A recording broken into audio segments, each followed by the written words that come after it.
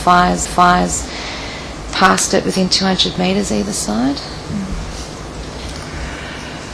You mentioned something that you'd been doing with your work. Now, I haven't asked you what your occupation is. You work for the Upper Goulburn region of the Goulburn Broken Catchment Management Authority. That's right. And what's your role there? I'm a team leader for the implementation of on-ground works, which can be remedial works for erosion control, bed bank erosion, fencing and revegetation along waterways to improve activities to improve river health. And since the fires, Yes. you've been walking the waterways. For what purpose? To assess what issues we need to address that have been caused or encouraged due to the fires, that damage. Predominantly that's probably involving, as an emergency works, looking at debris issues. If we've had a lot of debris fall from trees following the fire, and with a few small rainfall events that we've had, it's washed a large amount of that and sediment down our waterways. In which some instances that can be a threat to assets like bridges. In other cases it's basically damming back the water and causing other erosion or flooding concerns. Right, and what proportion of the Kilmore East and the Murrindindi fire areas have you seen as a result of that work? I believe about 70% of it's within the Upper Goulburn catchment, so the area of which I work. So I haven't necessarily walked all of the burnt waterways, but I've certainly walked at least a dozen or so of them. And in the course of that work, walking the waterways in the areas affected by the fires, have you seen something that's been troubling you? The vegetation clearing that's occurred post-fire has certainly been a major concern. It has been occurring on the Crown water frontages adjoining waterways, but also on road reserves.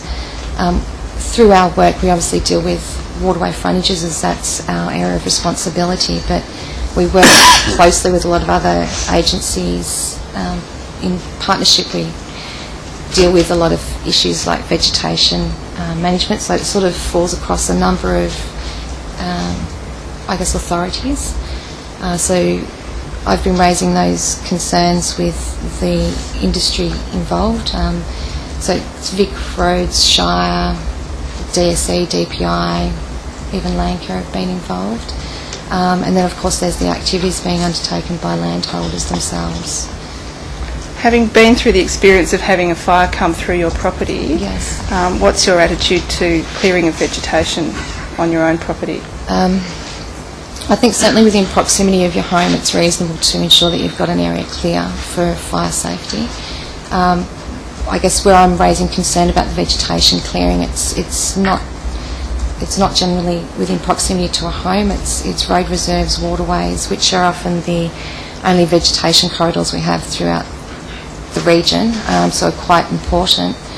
And also in many cases with a lot of pasture, which is often the case around these houses, there's quite a good fire break between the road reserve and the house. So I guess I'm dealing face to face with a lot of landowners that are raising concerns. You might claim that the fire travelled down the vegetation on the road reserve or along the waterway, and my response has generally been to say, well, that's okay though, that it can burn as long as it's not obviously burning your house. Let that not be the issue. The concern should be focused with the area within proximity to your home, not half a kilometre away at the road.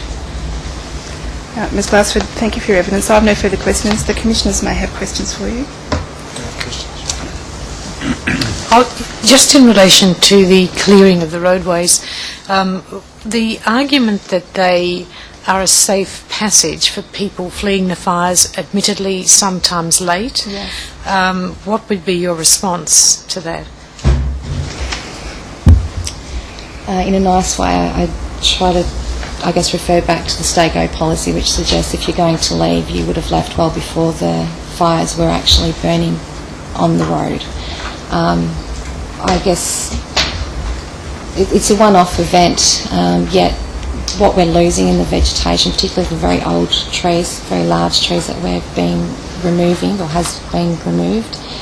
They can't obviously be replaced very swiftly, and yet as a government employer I know we're spending thousands of dollars revegetating waterways, road reserves and the like, so to see it all just go following is a nature concern.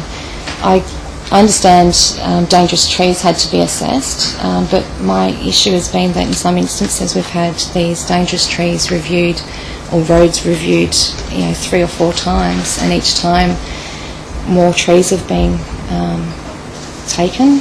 In some cases the first couple of sweeps weren't even assessments, they were just dozing the roadside verge basically. So yeah, in answer to the question, I would suggest if it was a concern with regards to access along the road that it's probably a bit late to be leaving at that time. Some of the submissions we've received have photographs taken of the roadsides where there's a lot of fallen branches and what is described in the submissions as debris beside the road, not as a safe habitat for fauna and so on.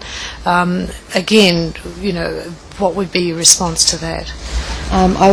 I have a lot of debris around my house, and I thought, well, it's fine, it's going to burn, it burns, but I didn't see how that was directly related to a person's safety.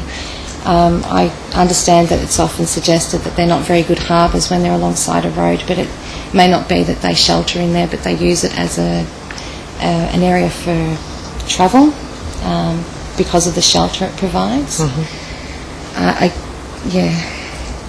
I don't know if I've answered that question. No, and you'd appreciate there's a range of views on the topic. Yes, and it's always a matter of you try and tailor your answer to address the main concerns for the individual.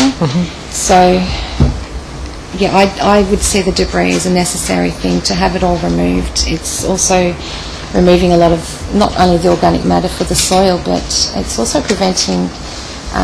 When we're talking about roadsides and the sediment that washes off the roadsides, that's where it's really captured, is with all this debris and coarse matter on the ground.